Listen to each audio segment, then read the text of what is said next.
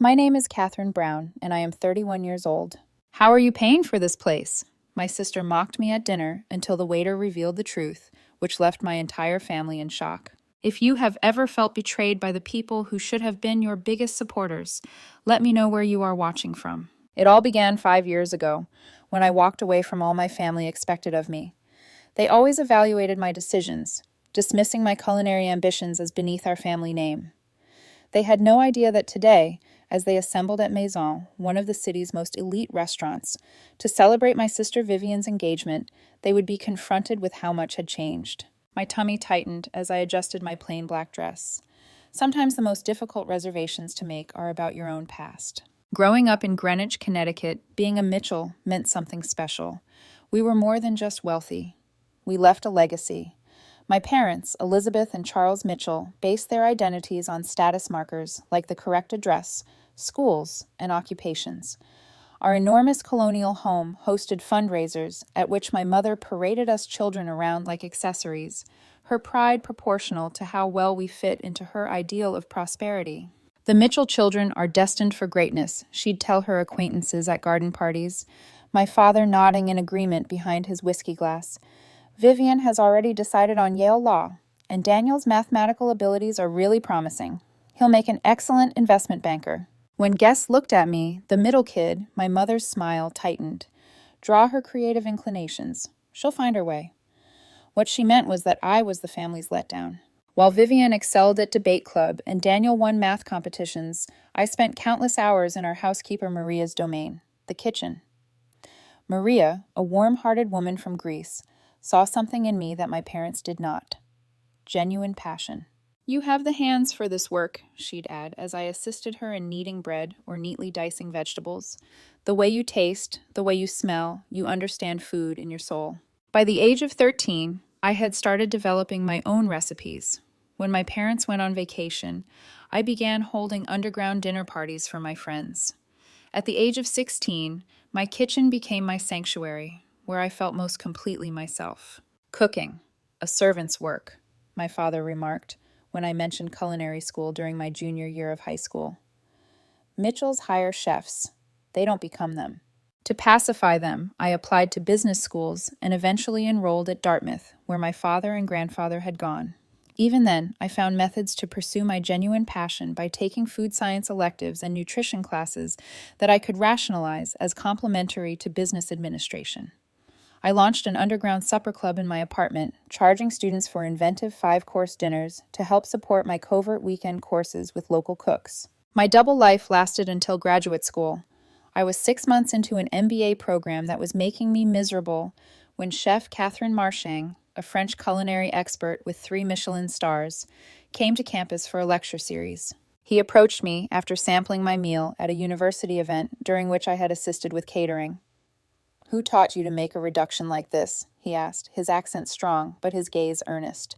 "I taught myself," I said, "from books, videos, and experimenting." He handed me his card. "You're wasting your talent here. Come to my kitchen in New York, and I'll make you great." That night, everything changed. 2 weeks later, I stood in my parents' beautiful living room, explaining why I was leaving my MBA program to go to culinary school. The quiet after my announcement was deafening. "This is absolutely unacceptable," my father eventually remarked, his voice dangerously low. "We've invested everything in your education." "Everything except respect for what I actually want," was my reply. My mother's expression stiffened.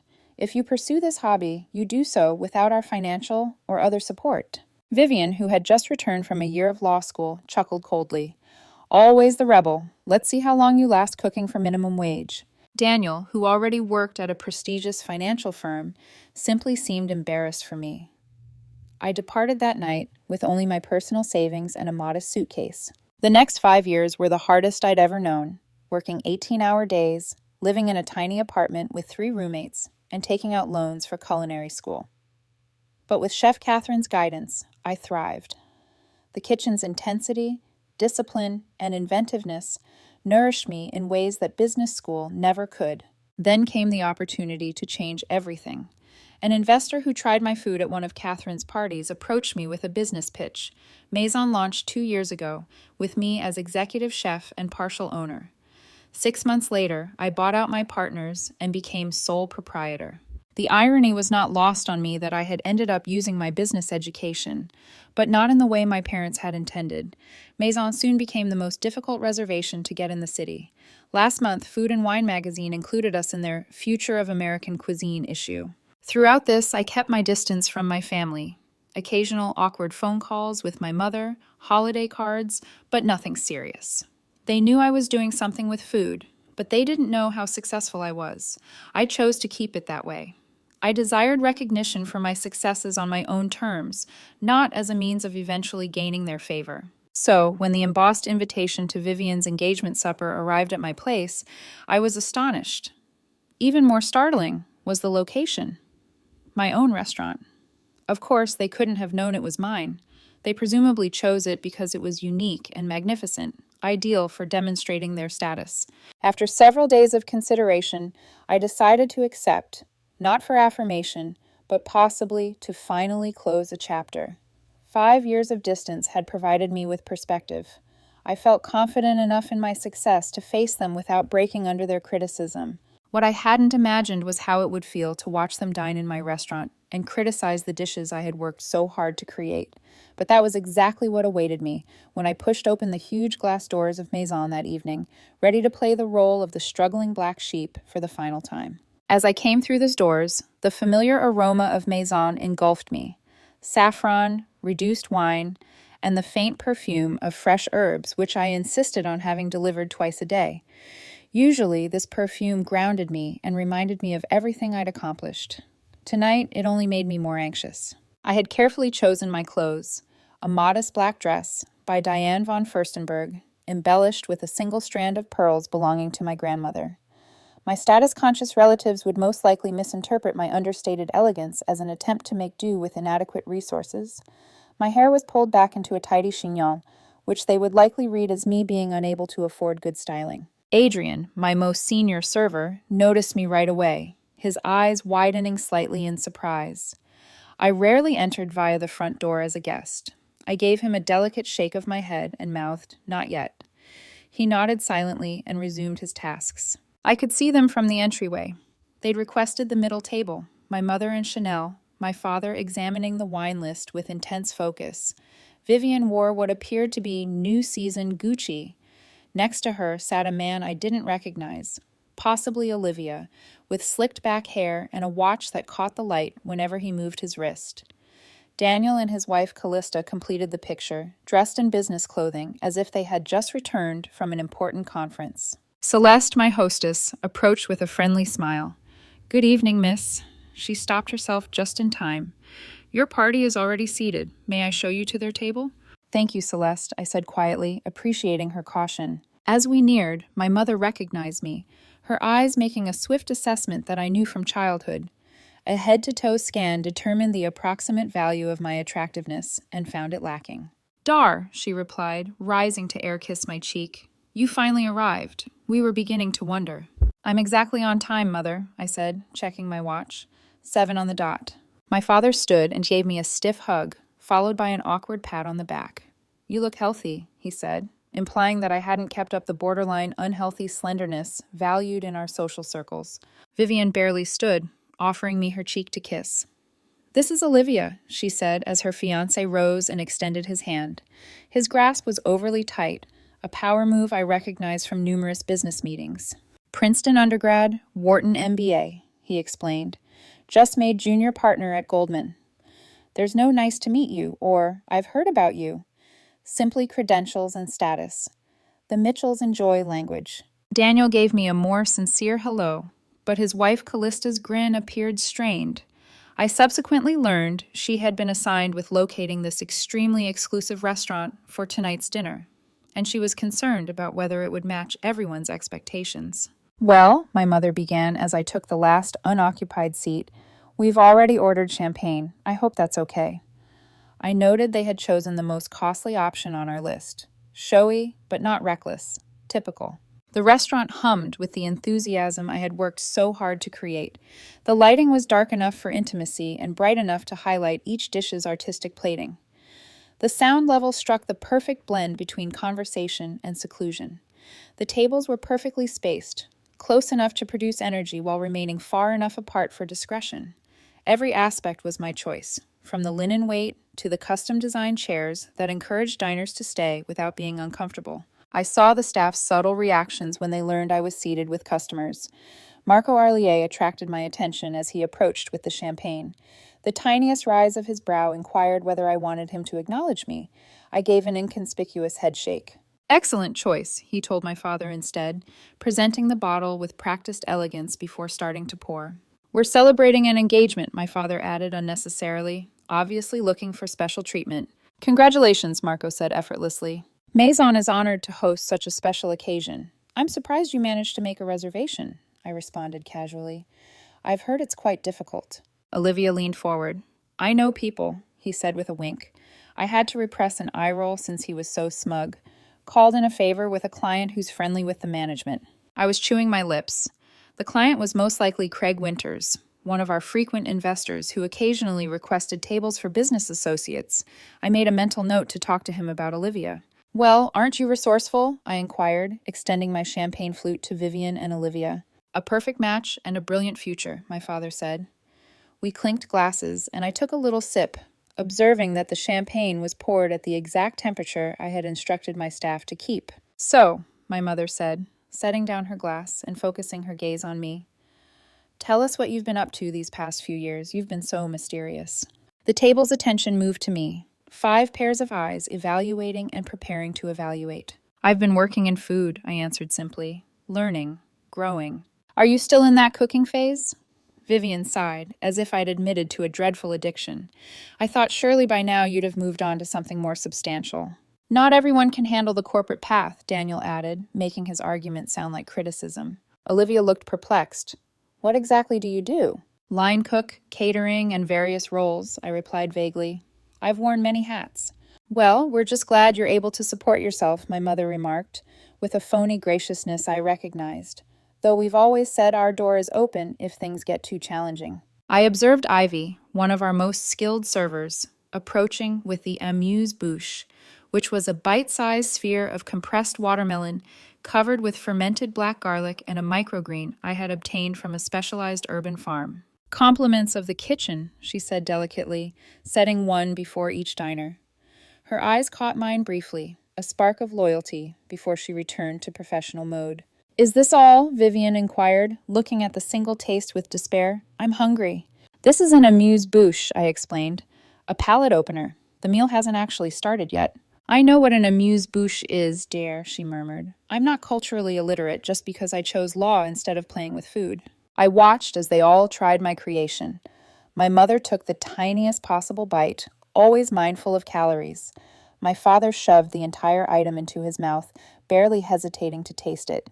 Daniel and Callista appeared to enjoy it, although Olivia made a show of evaluating the flavors like a wine connoisseur, using culinary phrases that made no sense. Only Vivian left hers undisturbed. I don't do raw garlic, she stated, though the black garlic was far from raw. It had been fermented for 60 days in a temperature-controlled atmosphere, a technique I had honed over 3 years of experimentation. As our server cleared the dishes, I noticed a look of sadness in her eyes at Vivian's untouched handiwork. In that moment, I felt protective, not of myself, but of my employees, who took great pride in their work. I had created Maison not only as a restaurant, but also as a family, united by shared enthusiasm rather than DNA. The evening had only barely begun, but I could already feel the old dynamic settling in. I was the outsider, the one who had chosen the incorrect route and wanted to justify my decisions. But unlike 5 years before, I now sat at this table with a secret strength, one that would eventually throw the entire relationship on its head. So tell us about the wedding plans. I began purposefully diverting my gaze back to Vivian as our next course arrived, a delicate combination of homegrown tomatoes, homemade ricotta, and basil oil that took me months to master. Vivian brightened instantly. We've booked St. Thomas Church, of course. Reception at the plaza for 100 guests, though. Mother thinks we should cut it to 350.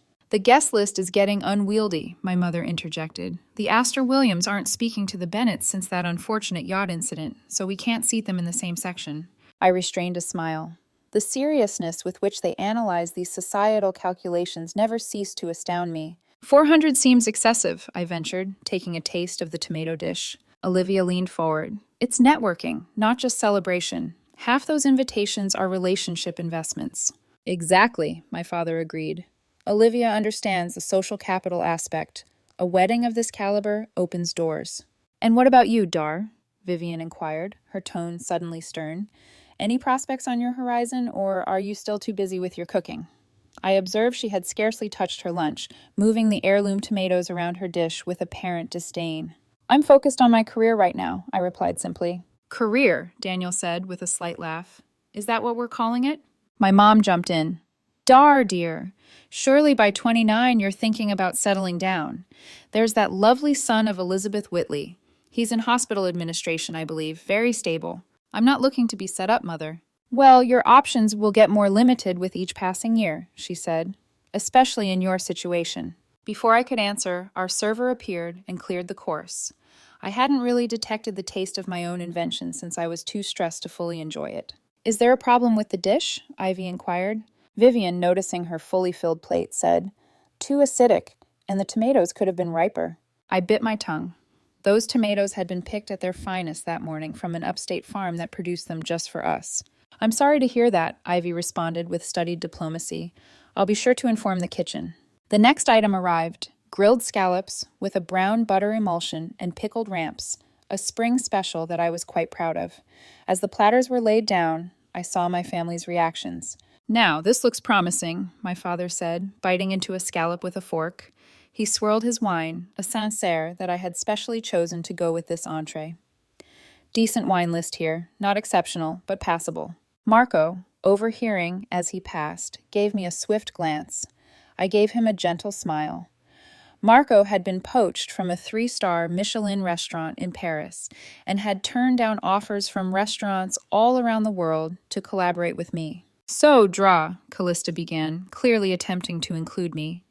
Daniel mentioned you work in food, but you never really specified what you do. Before I could respond, Vivian interrupted. She's probably hostessing somewhere, right?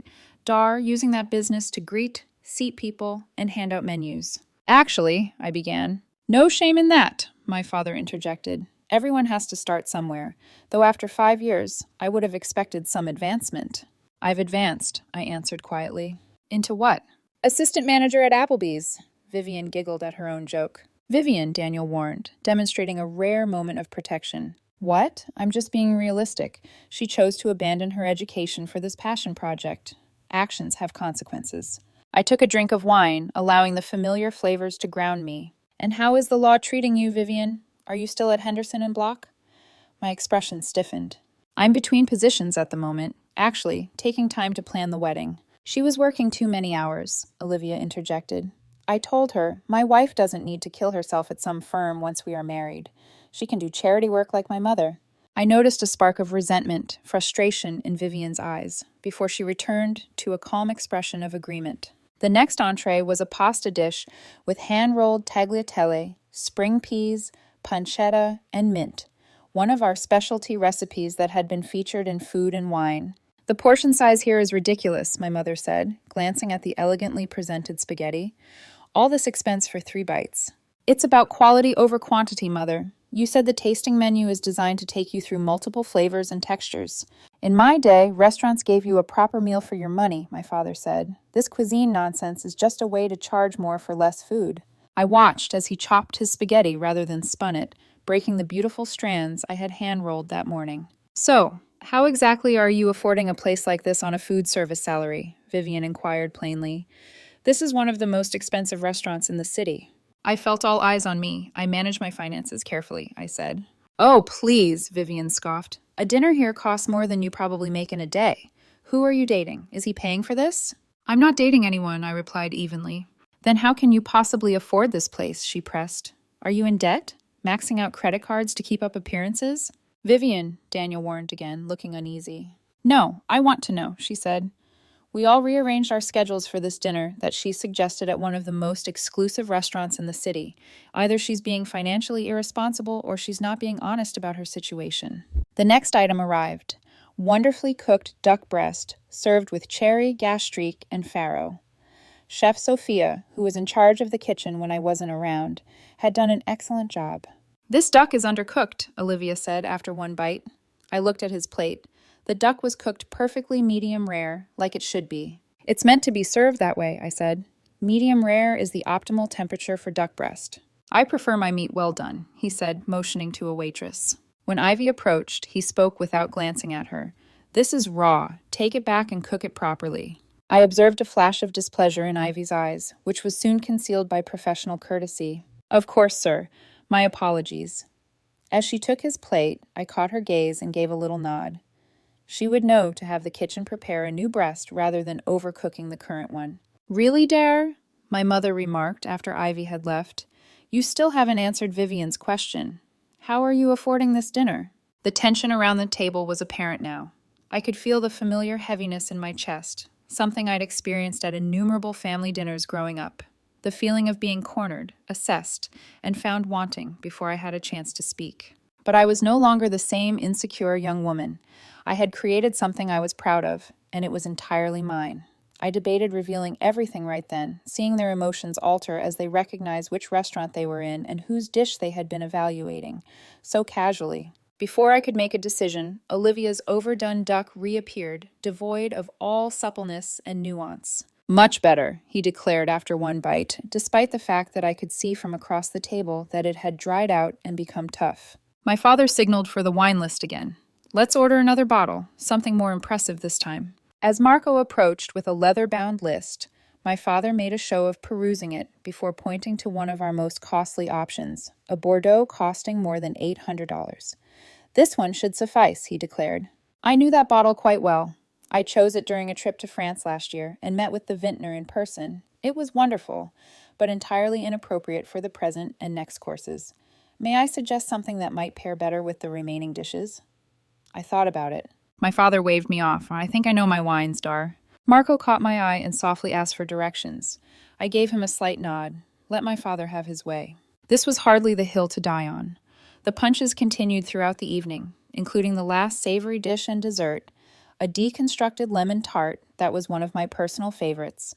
Every dish drew some criticism. Every attempt I made to add to the conversation turned into proof of my failure. By the time coffee was served, I was emotionally exhausted. The double strain of suffering my family's disdain while witnessing them casually criticize my life's work was becoming unbearable. Then came the moment I'd been dreading and anticipating, the check. Adrienne approached with a black leather folder carrying the bill and placed it discreetly in the center of the table. My father reached for it instinctively out of patriarchal duty, but Olivia intervened. Please, Charles, allow me, he urged with the practiced smoothness of someone who has used even charity as a power move. Consider it my treat to celebrate the occasion. My father made the typical modest protest before giving in. I watched Olivia open the folder, his demeanor changing from confident smile to barely veiled horror as he recorded the sum. Is there a problem? My father inquired, noting the shift. No, Olivia responded swiftly, just confirming the calculation. I recognized what he was looking at. A dinner for 7, including premium wine pairings, special off-menu requests, and the $800 Bordeaux would cost well over $3,000. Not exorbitant for a restaurant of Maison's caliber, but certainly noteworthy. He grabbed for his wallet and slowly removed a black credit card, making sure everyone noticed the exclusive tier. Vivian, probably sensing his uneasiness, picked that opportunity to return to her previous probing. So, Dar, she began, her voice full of false sweetness, you never did say how you're managing to contribute to this extravagant dinner. We wouldn't want you stretching yourself financially on our account. All eyes returned to me. I could feel the classic dynamic emerging. Vivian, the successful one. Myself, the suffering letdown. I can cover my portion, I replied simply. Can you, though? She asked, leaning forward. Because we all know what food service pays. Can you even afford this place? The table went silent. The question hovered in the air so purposefully offensive that even my parents were uncomfortable. Vivian, my mother whispered, perhaps this isn't... No, I want to know, Vivian argued, her eyes fixed on mine. We've spent the entire evening pretending that everything's fine, that Dar's choice to throw away her education hasn't left her struggling. I think we deserve some honesty. I felt a scorching heat rise up from my chest to my cheeks. After 5 years of distance and developing my own life and success, nothing had changed. I was still the family's disappointment, and I was pushed to defend my presence. Olivia, possibly feeling an opportunity to regain control following the initial shock, joined in. If you need help with your portion, just say so. No shame in that. I don't need help, I stated, my voice tight. Then how exactly are you paying for this? Vivian inquired. Because a meal here costs more than you probably make in a week. I opened my lips to answer, finally revealing everything when Olivia frowned at the bill. Wait, there's a mistake here, he said. They've only charged us for the wines, not the food, he said sternly to Adrienne. Excuse me, there's an error on our check. Adrienne approached our table with perfect timing, as if he had been waiting for this moment. He most likely had been. My employees knew me well enough to be watching this scenario unfold. Is there a problem, sir? He inquired. Yes, you only charged us for the beverages and not the meal, Olivia responded, referring to the bill. Adrienne stared at the check and then at me, his expression uncertain. In that moment, I made my decision. The charade had lasted long enough. I gave Adrienne a small nod. There's no error, sir, Adrienne responded calmly. The dinner portion has been taken care of. By whom? My father inquired, wondering. Adrienne turned to face me, his professional manner giving way to a friendly smile. Welcome back, Miss Isabella. Your usual table is ready for your meeting with the investors. Would you like me to handle the situation? There was utter stillness over the table. 6 pairs of eyes looked at me with varying degrees of astonishment and incredulity. Thank you, Adrienne, I murmured, my voice firm despite the excitement running through me. Yes, please close out Mr. Harrington's beverage tab. The rest is on the house as usual. Very good, Miss Darr, he said, removing the folder from Olivia's now slack grip. Chef Sophia mentioned she'd like your opinion on the new spring menu items when you have a moment. I'll stop by the kitchen before my meeting, I told him. As Adrienne left, I stared directly at my family. Their reactions ranged from bewilderment to astonishment to the dawn of understanding. What is happening? My mother finally asked. I took a deep breath. The moment I had dreaded and secretly anticipated for 5 years had arrived. Welcome to Maison, I replied simply. My restaurant. The silence lasted for what seemed like an age. My father was the first to recover, his face changing from confused to calculated. Your restaurant, he said gently. You work here. No, father, I said, feeling a weird serenity settle over me.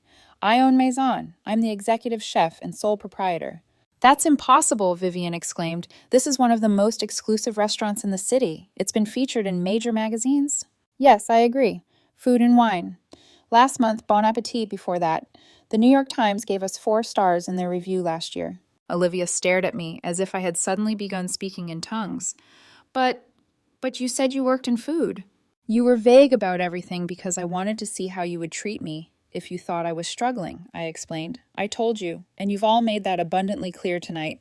My mother's hand fluttered to her pearls. Her go-to gesture went socially unstable. Darling, why wouldn't you tell us about this achievement? Her emphasis on achievement said it all. Success made my decisions retrospectively acceptable in a way that passion never could. Would you like the full story? I inquired, glancing around the table. Without waiting for a response, I continued. After I left 5 years ago, I moved to the city with what little savings I had. I rented a tiny room in an apartment with 3 roommates in Queens. For a year, I worked 3 jobs. Prep cook at a bistro from 5 o'clock a.m. to noon, line cook at a midtown restaurant from 1 p.m. to 10 p.m., and weekend shifts at a bakery. I took a sip of water and noticed their uneasy expressions. I slept 4 hours a night. I had blisters and burns up and down my arms. I studied technique obsessively in my rare free moments.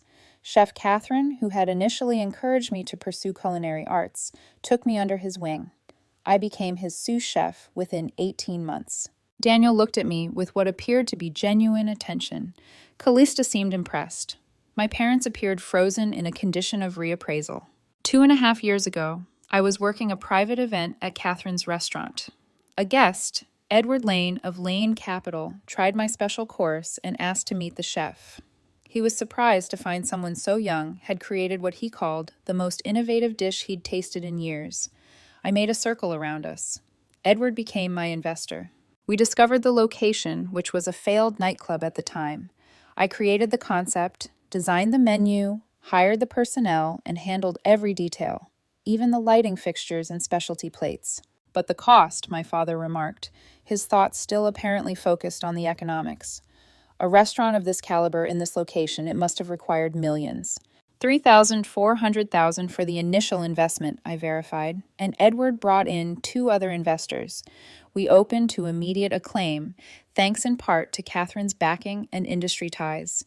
6 months later, we were profitable.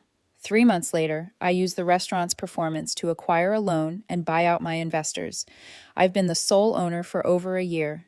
That's why you suggested we meet here, Vivian said quietly. You knew all along. Actually, no, I corrected her. Callista chose this place. Is that correct, Callista? All eyes were drawn to Daniel's wife, who blushed profoundly. I had no idea, Dara. The concierge at Daniel's firm recommended it as the most impressive new restaurant in town. I swear I didn't realize it was yours.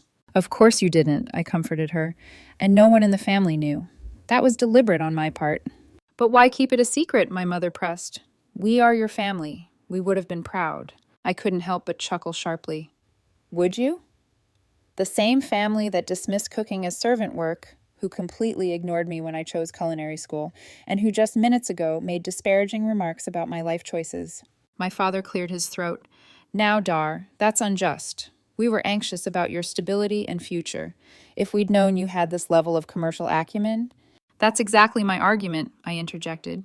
You couldn't appreciate my passion only. It only has worth for you now because it is associated with achievement and prestige. Chef Sophia entered our table in her crisp whites.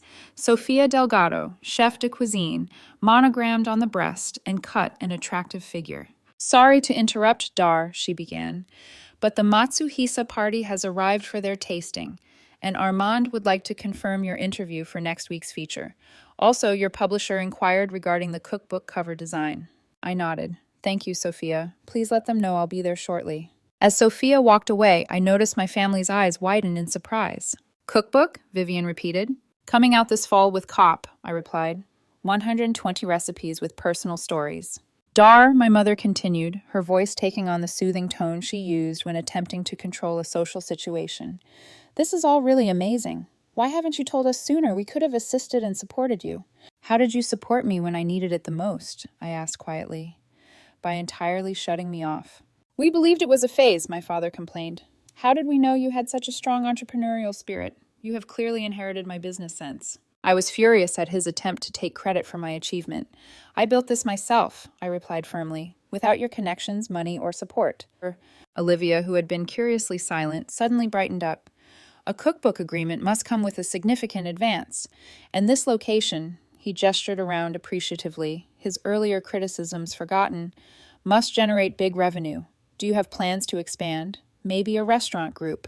I have several contacts in hotel investment who may be interested. I'm doing quite well with my current advisors, but thank you, I replied. Vivian gave him an irritated glance before returning my gaze.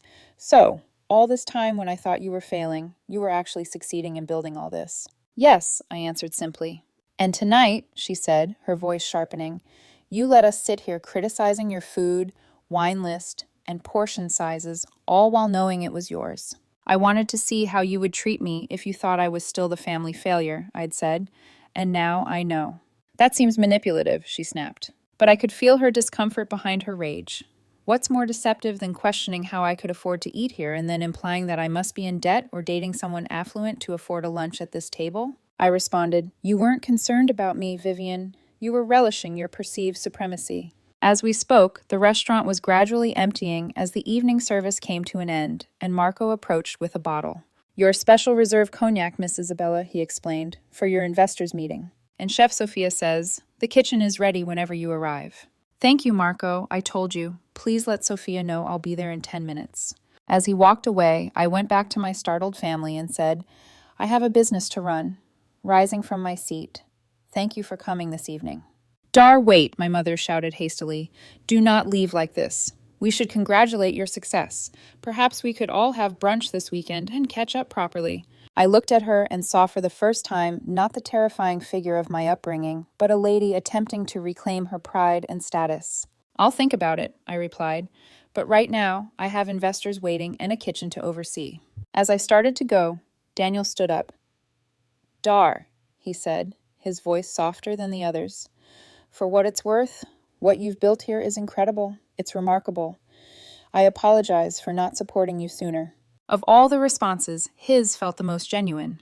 I gave him a modest gesture of recognition before leaving the table where I had just altered the dynamics of my family forever. I had just walked 10 feet when I heard the click of heels behind me.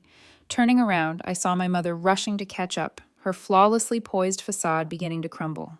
Dar, please, she begged, lowering her voice. You can't just dismiss this insight and go away. We need to discuss this. I looked toward the private dining room where my genuine investors, a group of people considering finance for my next restaurant concept, were waiting. I have a meeting, Mother. Postpone it, she pleaded. This is family. Family hasn't been a priority for you in 5 years, I responded, maintaining a steady tone. My business commitments don't suddenly become optional because you finally decided my career is worthy of your attention. The rest of the family had followed her, forming an awkward cluster near the bar area. My father was visibly uncomfortable, unaccustomed to not being in control of a situation. Vivian's expression alternated between bitterness and something that could have been respect. Perhaps we could continue this conversation tomorrow, my father proposed in his problem-solving business tone. Dinner at our place. We have a lot to talk about, Olivia said hopefully, including how we can help you grow. My firm specializes in... I don't need your help, I said firmly. I didn't develop this place only to get your approval. I built it since it's what I enjoy and I'm good at. The fact that it's successful doesn't make my passion any more valid than it was 5 years ago. No one is saying that, my mother countered. Darling, we're simply proud of what you've accomplished. Are you proud, Mom? Or are you pleased that my choices no longer make you feel embarrassed in social situations? Her flinch informed me I had struck near to home. That's unfair, my father said. We've always wanted what's best for you. No, I corrected him. You wanted what was consistent with your vision for me. There is a difference. Sophia stood by my side, her presence a pleasant reassurance. The Halver group is asking if you'll be joining them soon, she whispered quietly. 5 minutes, I assured her. As Sophia nodded and went away, I returned my attention to my family.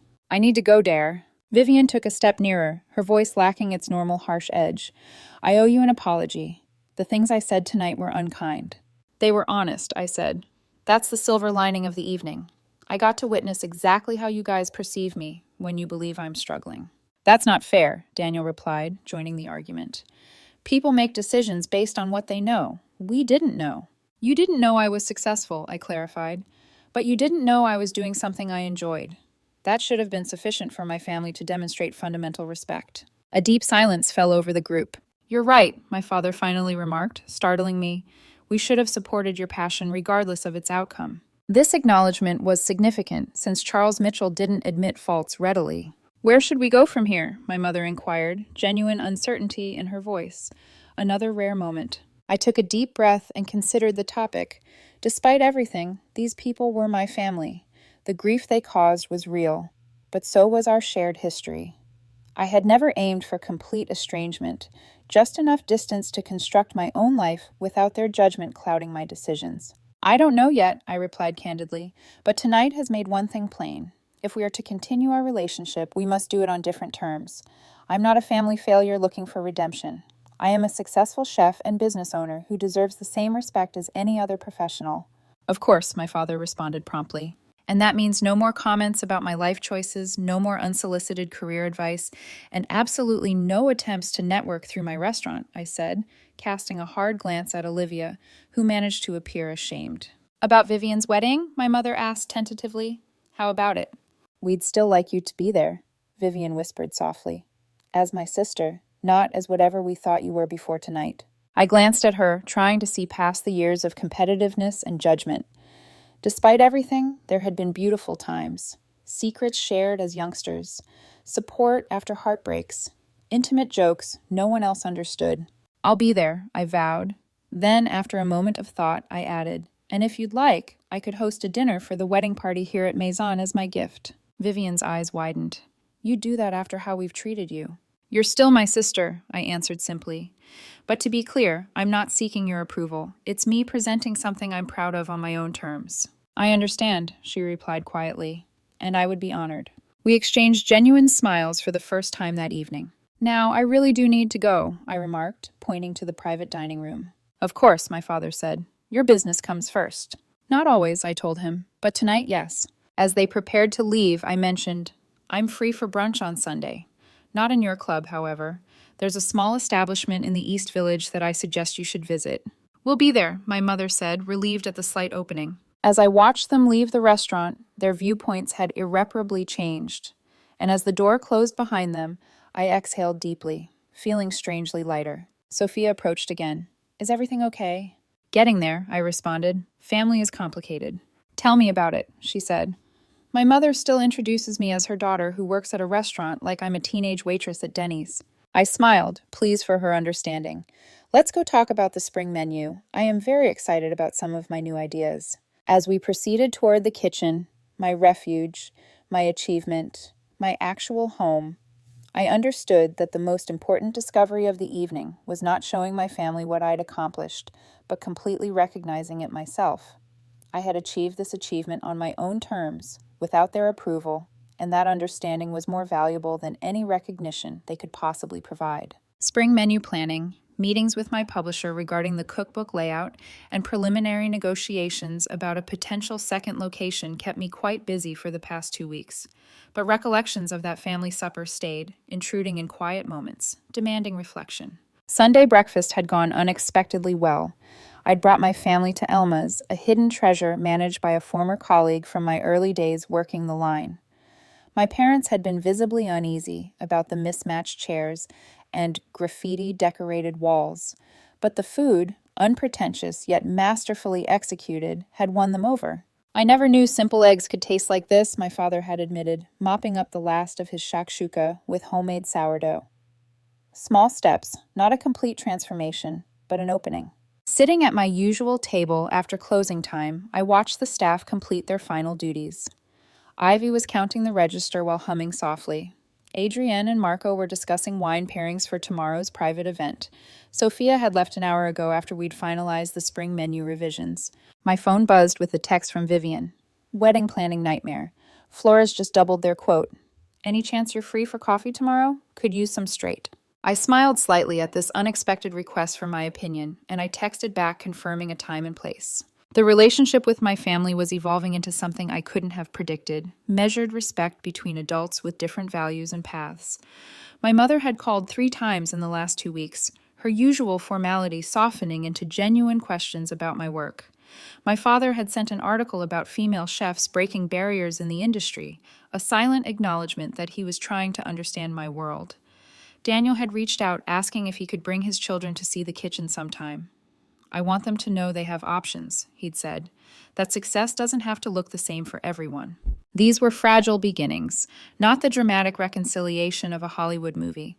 Real healing, I discovered, occurs in quiet moments and modest gestures, in the incremental rewriting of old patterns. The most significant shift, however, was not in my family's image of me, but in how I had finally stopped assessing my worth through their eyes. The validation I had always frantically sought from them now felt strangely unneeded, since I had proven myself, not to them, but to myself. This realization had rippled through other areas of my life as well. I'd launched a mentorship program for young chefs from disadvantaged backgrounds, offering them the guidance and opportunity I'd fought so hard to find. Chef Ivy's voice interrupted my thoughts. We're all ready for closing. Is there anything else you need before we leave? No, thank you, I cracked a joke. You all did amazing work tonight.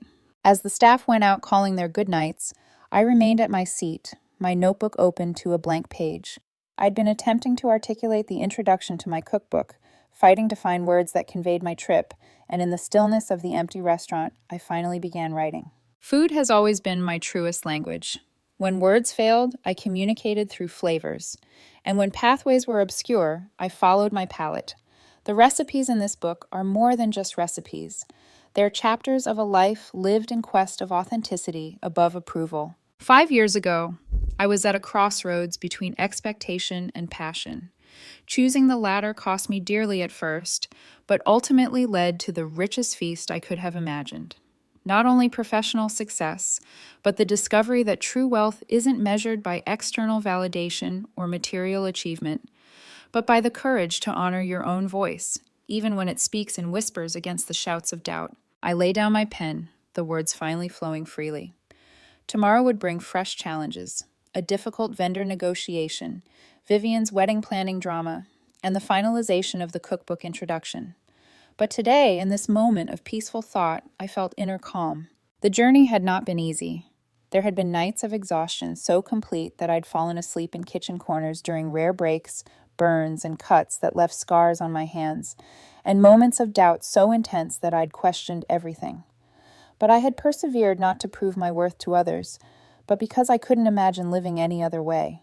By choosing authenticity above acceptance, I discovered something more valuable than success or familial validation: myself. Have you ever had to choose between meeting others' expectations and following your own heart? I'd love to hear your stories in the comments below. And don't forget to like this video if it resonated with you, subscribe for more true stories of resilience and triumph, and share with someone who may need a reminder that the most important approval comes from within.